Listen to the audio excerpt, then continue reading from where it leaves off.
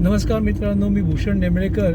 Dapoli diaries 2 या शृंखलेमध्ये आता आम्ही निघालो आहोत परचुरे या गावामध्ये, म्हणजे गुहागरच्या इथे आहे. आणि दापोली दाभोळ रस्ता जो आहे, या रस्त्याने अराऊंड 25 किलोमीटरच्या आसपास आम्ही अजून तिकडनं लांब आहोत. आणि तिकडनं जेट्टी आहे, फेरी बोट आहे. तिकडनं धोपावे या ठिकाणी आम्हाला त्या फेरी बोटने जायला लागेल आणि परत by road we are suppose to reach Parchure.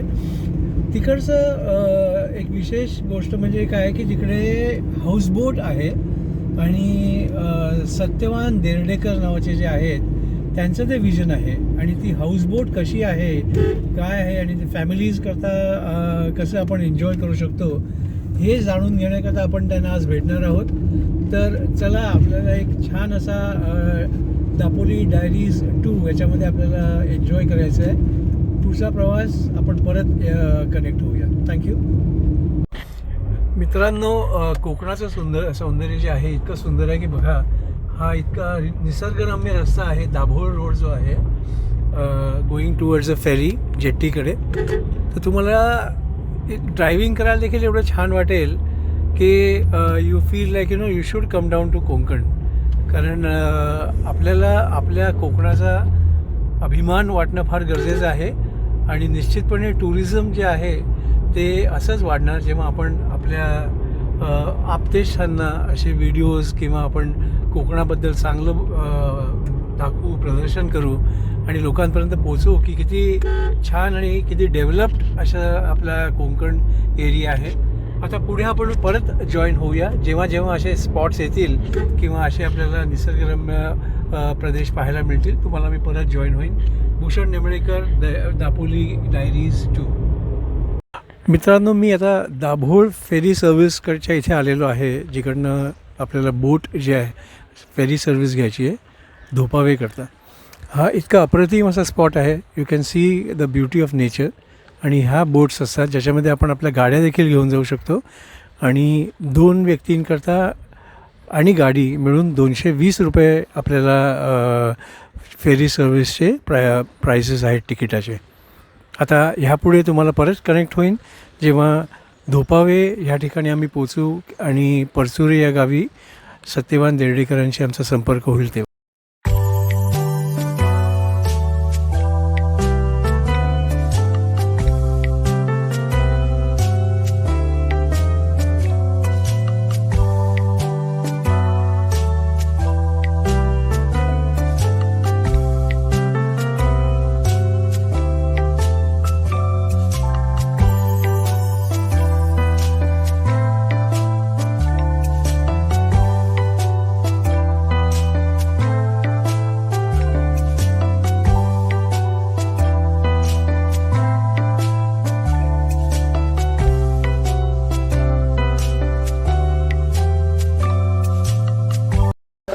मित्रांनो, दापोली डायरीज 2मध्ये आता आपण फेरी बोटमध्ये बसलो आहे आणि समोर तुम्हाला जो किनारा दिसतोय तो आहे धोपावेचा.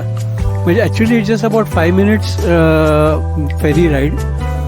पण ते इतकं अप्रतिम आणि इतकं छोटी छान खाडी आहे ही की आपल्याला फेरीशिवाय पर्याय नाही. गाडी देखील आपण आपल्या फेरीमध्ये हे केलेली आहे, लोड केलेली आहे, तुम्ही बघू शकता.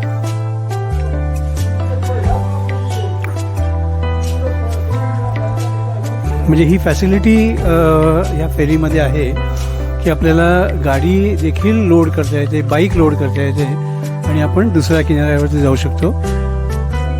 तर पुढे तुम्हाला परत जॉईन होईल आणि तुम्हाला पुढची जी अप्रतिम अशी आपली जर्नी आहे त्याच्याबद्दल आपण परत जोडले जाऊ.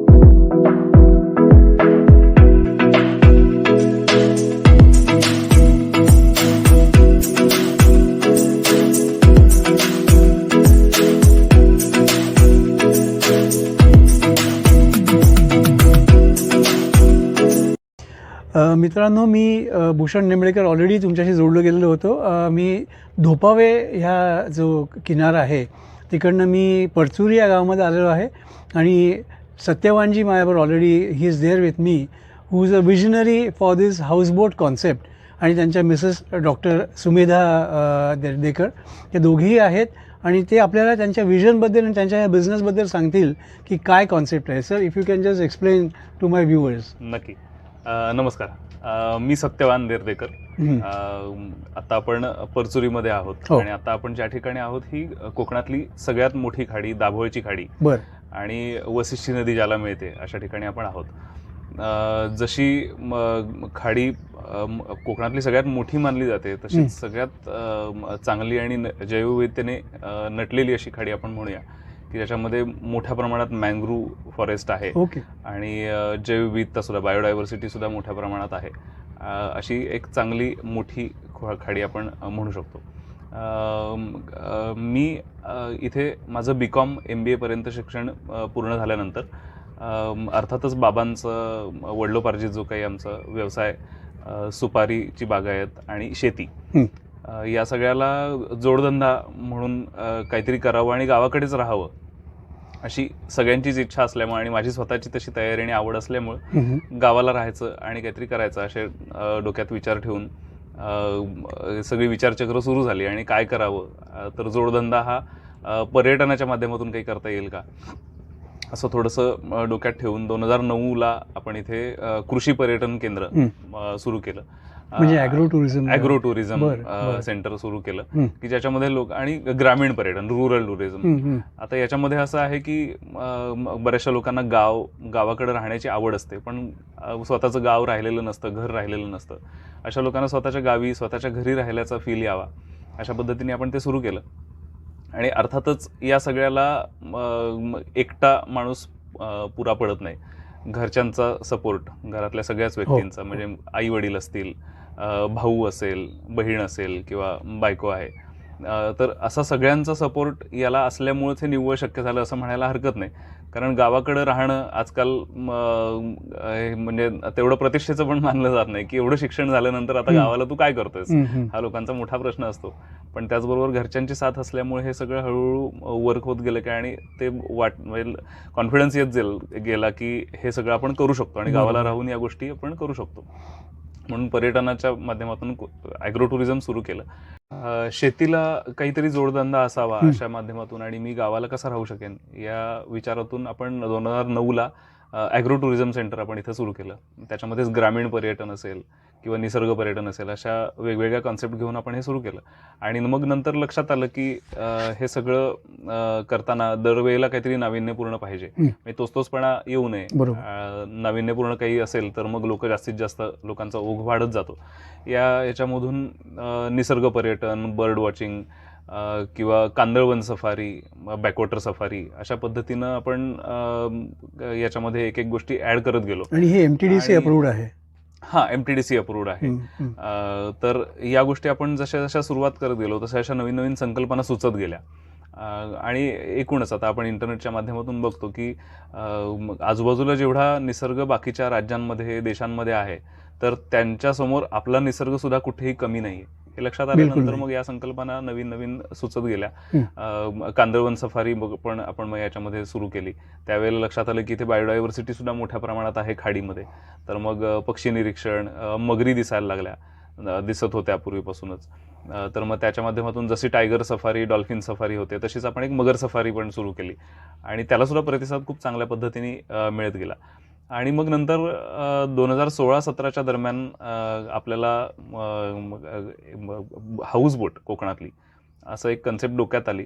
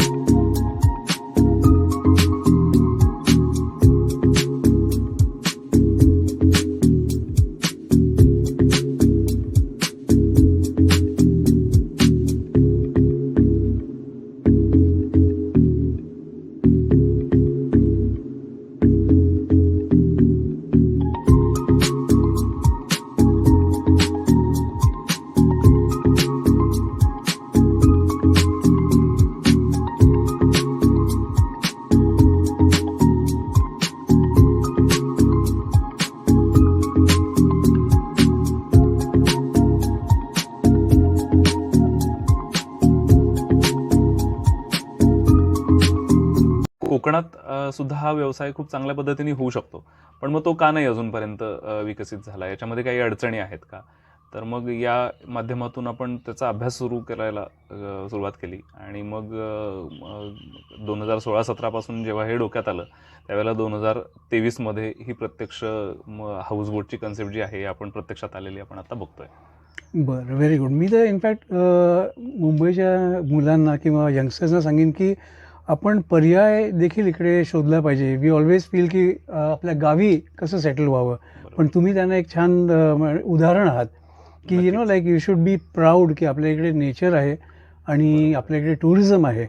In fact they are lot of tourist agencies who are known to Dahisar connect आणि दापोली कनेक्ट. तर मी त्यांना आवर्जून सांगेन की तुम्ही इथे या. जसं पोर्ट की ट्रॅव्हल्स नावाचे आमचे दहिसरला आहेत आणि इतर काही आहेत, तर त्यांना मी सांगेन की तुम्ही ग्रुप्स घेऊन या आणि जोडले जा सत्यवान सरांशी. सो दॅट काय होतं की आपला बिझनेस जो आहे इकडचा तो ग्रो होईल आणि लोकांना कळेल की आपल्या इकडे किती निसर्गरम्य आपलं कोकण आहे. हो की नाही? I mean this is what I personally feel. भारताबाहेरचे लोक आहेत तर त्यांना मी आवर्जून सांगेन की तुम्ही जेव्हा भारतात याल तेव्हा कोकणात जरूर या आणि त्यांच्या ह्या निसर्गरम्य टुरिस्ट हाऊसबोटला व्हिजिट करा. संपूर्ण कॉन्टॅक्ट डिटेल्स वगैरे जे आहेत ते मी राईटअपमध्ये देईनच. पण मला तुम्हाला अजून पुढे विचारायचं आहे की पुढे तुमचं काही अजून डेव्हलपमेंटचा काही प्लॅन आहे का?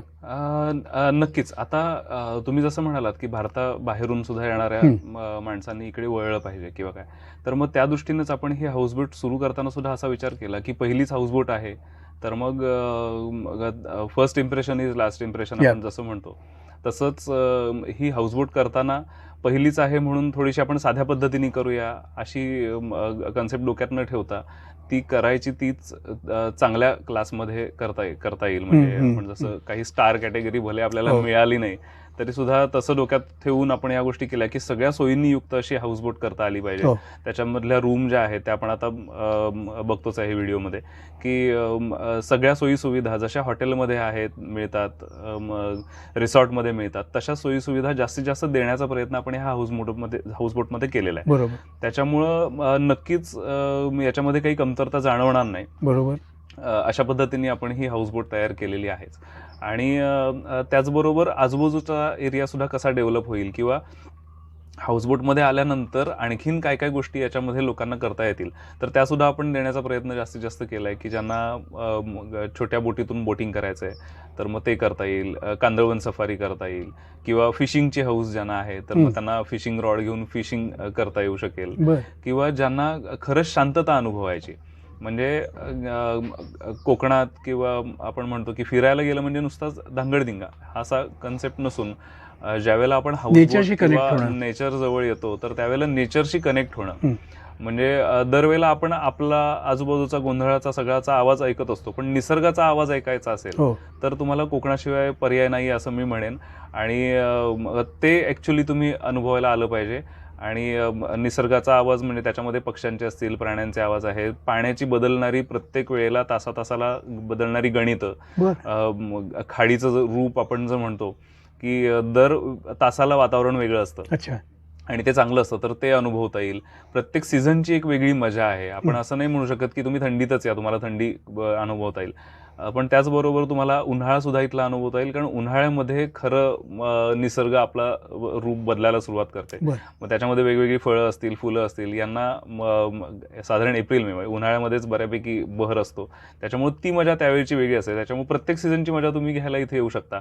किंवा पाण्यामधले काही होणारे बदल आहेत. आता जसं आपण नोव्हेंबर डिसेंबरच्या दरम्यान बायोल्युमिनन्स सुरू होतं जे समुद्रामध्ये होतं तसंच खाडीमध्ये सुरू होतं तर ते खाडीचं पाणी चमकतं तर मग ते सुद्धा अनुभवासारखं आहे. सूर्योदय सूर्यास्त याच्या सुद्धा वेळा आपण जुळवून आणलेल्या तर ते सुद्धा खूप चांगल्या पद्धतीने इथे अनुभवता येतं. रात्र अनुभवता येते की जी खाडीमध्ये नदीमध्ये कशा पद्धतीनं रात्रीचं खाडीचं रूप आहे, निसर्गाचं आहे, हे सगळं खूप जवळून बघता येतं, कनेक्ट होता येतं. Very good.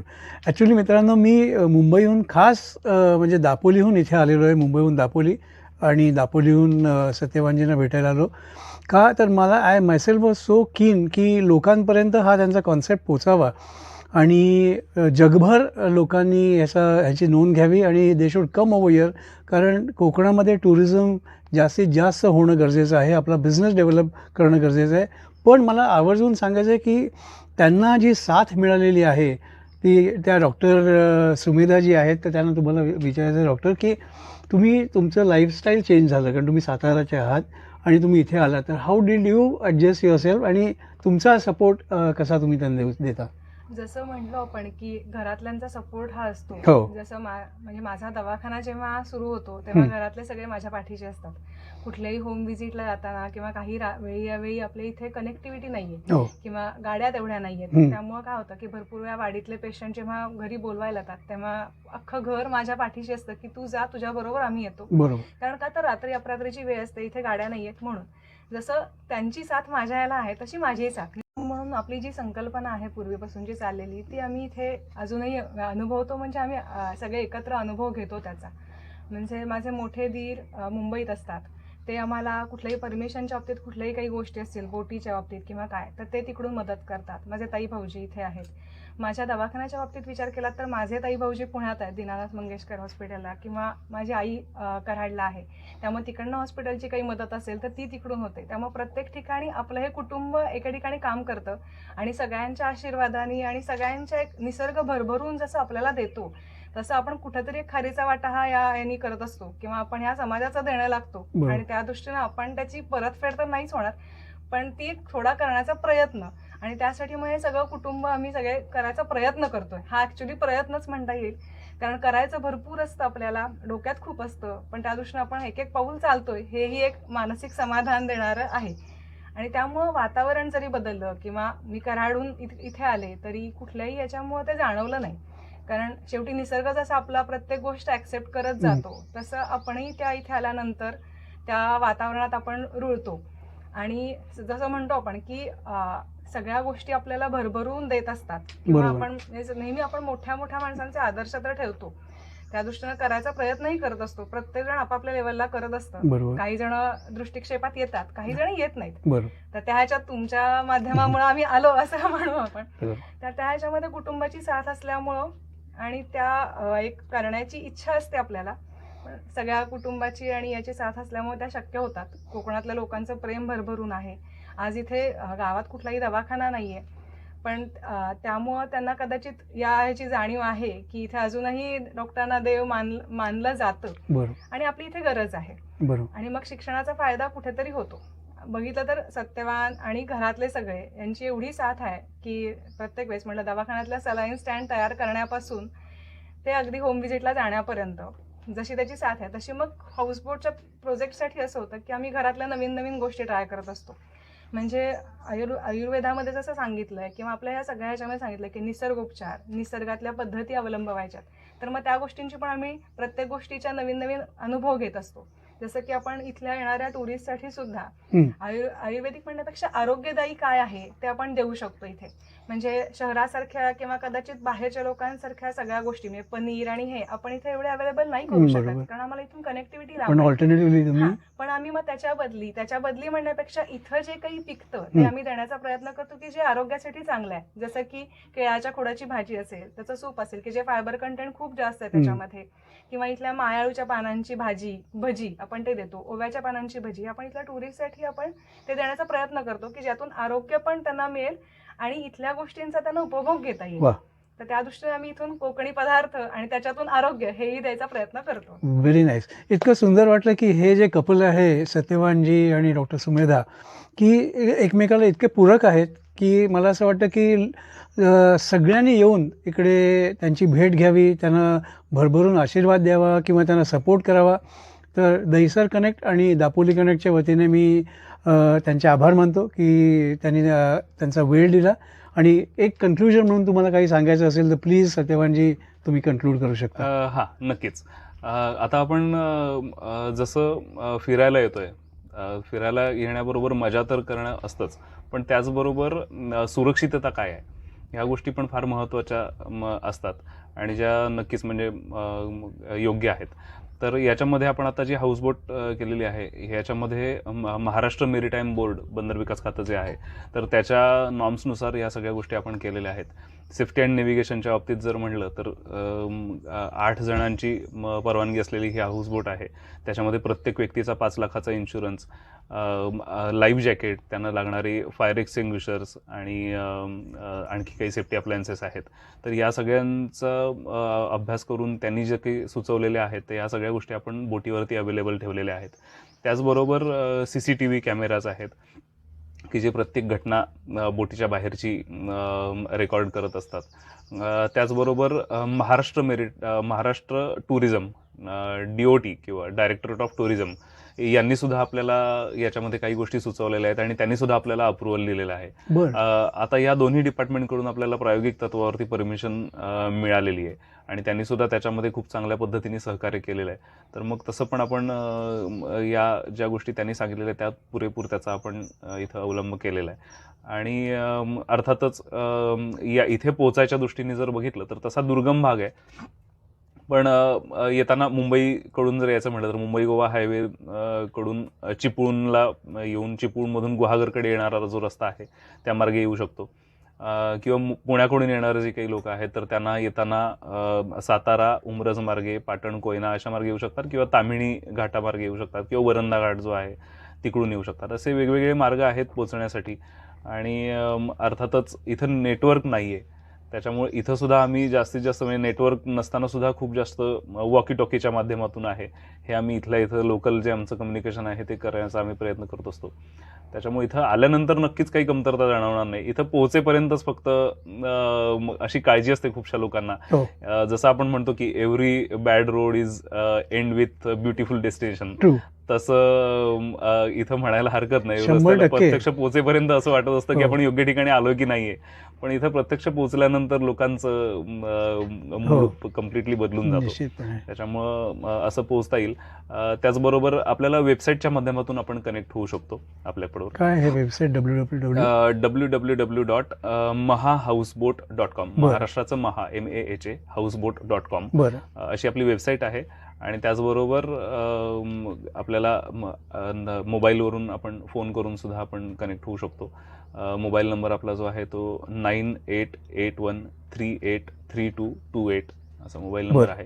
त्याचबरोबर दुसरा 9209705194 असे 2 मोबाईल नंबर आहेत. याच्यावरून सुद्धा कनेक्ट होता येईल आपल्याला. Very good. अप्रतिम असं आमचा एक्सपिरियन्स आम्हाला आज मिळाला. आणि हा म्हणतात ना अनुभव आयुष्यभर आम्ही विसरणार नाही इकडे आल्याचा. आणि विल डेफिनेटली कम अगेन आणि request most of my people on the Hisar connect and Dapoli connect to come and visit Parsuri. Thank you very much. Thank you so much. Thank you.